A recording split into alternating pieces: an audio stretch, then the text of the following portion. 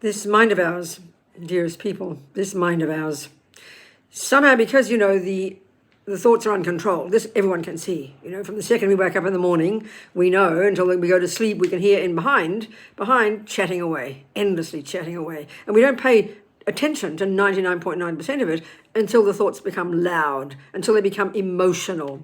And that's when we start to pay attention, because we can't avoid it, So the interesting thing, isn't it, that these thoughts, the uncontrolled ones, tend to be unhappy thoughts, kind of either anxious or angry or stressed, I mean, I joke, but I say it, but it's true. I don't hear anybody tell me, wow, Robina, I can't stop thinking good thoughts. So some of the character of these thoughts, because they're kind of out of control and they seem to be kind of anxious or worried, then the next thing that happens is we tend to believe them. Because they're there, we tend to believe them.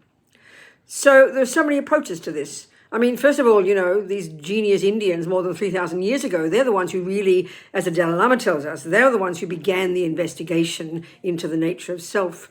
They developed this brilliant technique called single-pointed concentration that enables us to completely subdue the grosser level of the uncontrolled thoughts, as well as even the sensory, and to access these subtle levels of mind that, with respect, we don't even posit as existing in the modern neuroscientific views.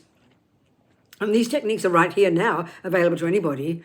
I mean, what we know as mindfulness is kind of based on these, So the thing is, what I'm saying is that these amazing genius Indians have found the technique to enable us to completely subdue the mind to a degree of subtlety and brilliance that we absolutely do not posit in the modern world. So even though 99% of us mightn't accomplish this, because it takes a lot of effort, but what it tells us is that we can learn to have incredible control over our minds in a good way. And that's, for me, is very encouraging. So even though we might feel overwhelmed sometimes, at least to know this, that there is potential there, that we have the potential, and that there are techniques there anytime we want to access them,